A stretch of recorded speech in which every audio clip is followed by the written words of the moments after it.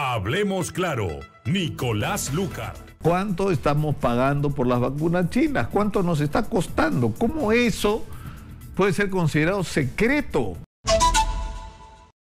El día de ayer la ministra Pilar Mazzetti se levantó de manera abrupta de la conferencia de prensa que estaba brindando a los medios y se retiró indignada por el tono de algunas preguntas. En realidad ni siquiera fue por el tono, sino fue por el contenido de la pregunta que insistentemente le hicieron varios periodistas y que es absolutamente legítima.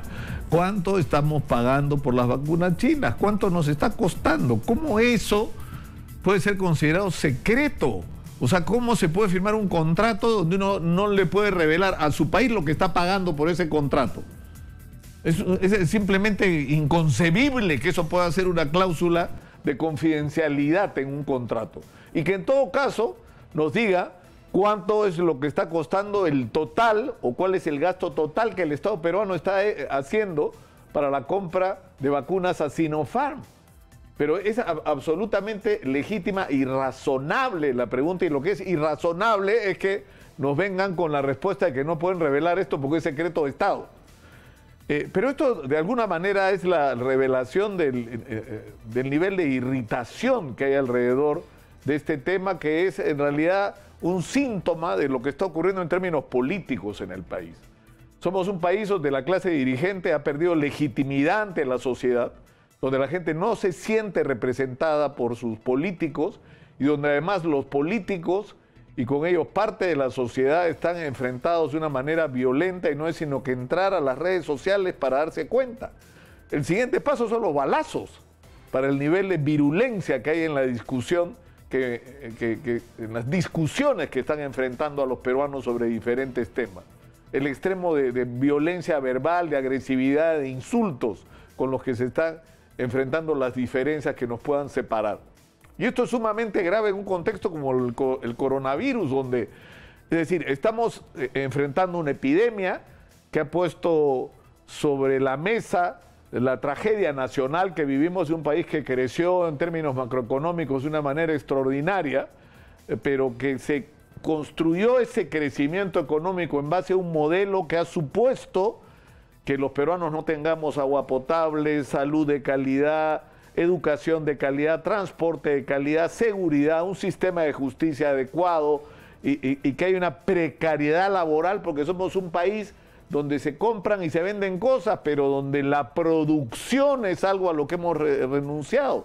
En un reporte yo he hecho referencia a eso antes de Waldo Mendoza en una conferencia magistral que dio en la Universidad de San Marcos antes de ser ministro, bastante antes, esto fue me parece el 2016, él decía que una de las malas señales de lo que había pasado en estos años, que él reconocía que había muchas virtudes en términos del manejo macroeconómico, era que el Perú se había desindustrializado.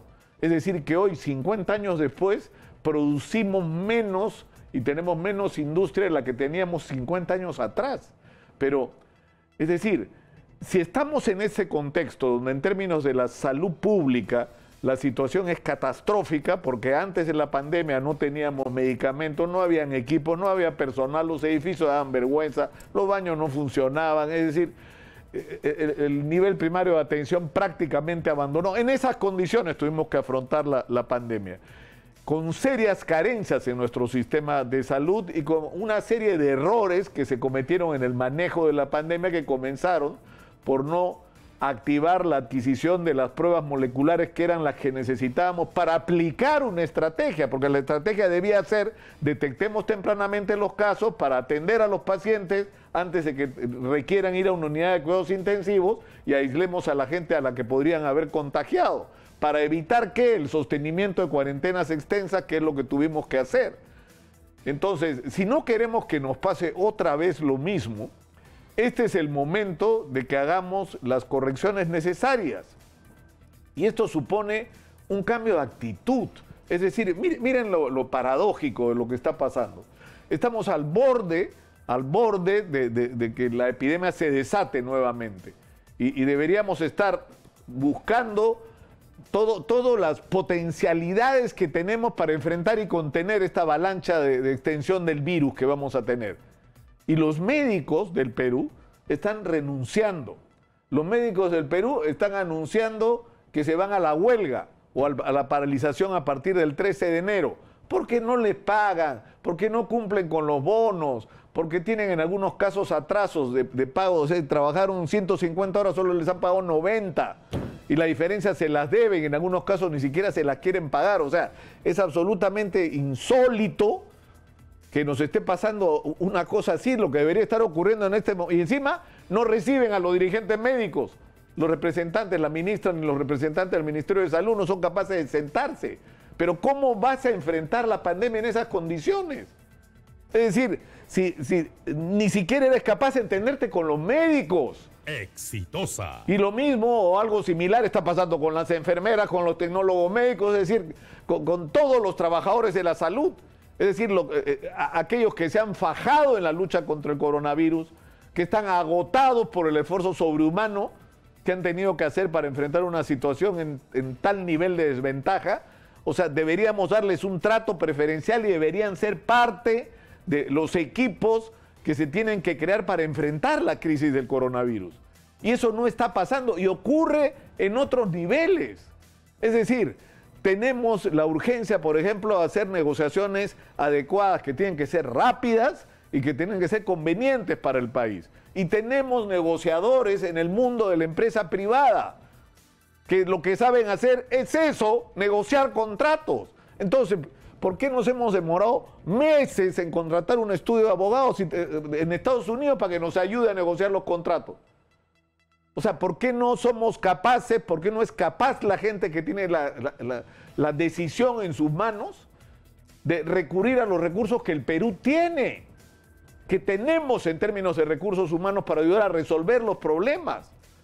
O en el tema del oxígeno, que va a ser otra vez un problema gravísimo, porque en el momento que se desate la epidemia, y en un país que es Praxair dependiente, porque se ha armado todo el abastecimiento del oxígeno medicinal en el Perú en base al interés de una gran empresa, que es la fusión entre Praxair y Linde. Esa es la verdad.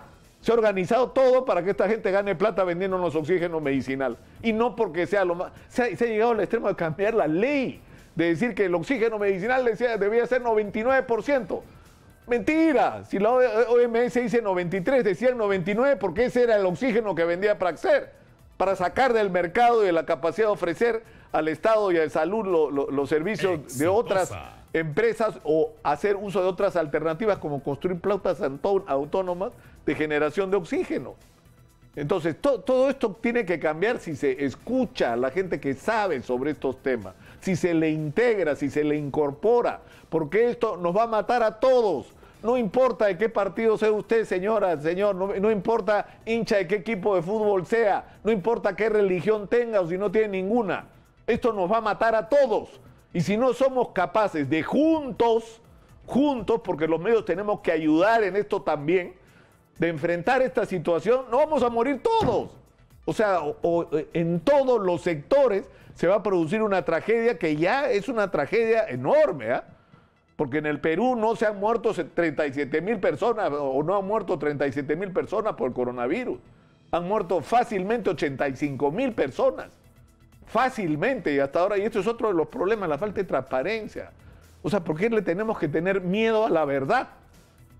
Si no hay nada más sano que la verdad, que saber la verdad para enfrentarlo. ¿Por qué? Para enfrentarla, porque si no, no sabemos qué es lo que tenemos al frente y pueden morir 80,000 personas más en el Perú si no hacemos las cosas adecuadamente. Sinceramente creo que es el momento de hacer correcciones.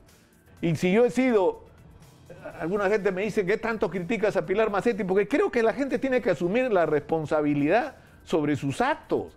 Ella ha sido la jefa del comando COVID, ella ha sido ministra durante el gobierno de Vizcarra y es ministra ahora. Y el sistema de salud está en unos... Ella dice, ya entregué los respiradores. Sí, pero doctora, se olvidó de que los respiradores y las unidades necesitan médicos. Y si no tienen médicos, de nada les sirve en Tumbes tener una cama de UCI. Porque no tienen en Huánuco tienen un intensivista para una región de casi 1 millón de habitantes. Un intensivista. Es decir, una persona para manejar unidades de cuidados intensivos. O sea, no es posible que nos pase eso. No es solo lo de las vacunas, no es solo lo de las pruebas, sino es lo que no se ha hecho y lo que se ha hecho mal. Entonces, yo creo que sí es importante que la gente asuma la responsabilidad y las consecuencias de sus actos. Y si no puede, si no es capaz de concertar, de colaborar, que es lo que necesitamos ahora, entonces que dé un paso al costado y deje que entre gente que sí es capaz de estar a la altura de las circunstancias. Y eso no tiene nada que ver con ningún juicio sobre las calidades personales, morales, e incluso sobre las buenas intenciones que pueda tener la ministra. La pregunta es si es la persona que necesitamos para enfrentar una situación tan grave como la que estamos viviendo. Mi conclusión personal, que es una opinión, es que no, porque miren cómo estamos, pues. Este es el resultado de cosas que, insisto, o no se hicieron y muchas que se hicieron estuvieron mal. Hay cosas que se hicieron, sí, pero fueron absolutamente limitadas y no está pasando lo que debería pasar hoy en el Perú para enfrentar la crisis del coronavirus. Hablemos claro, Nicolás Lúcar.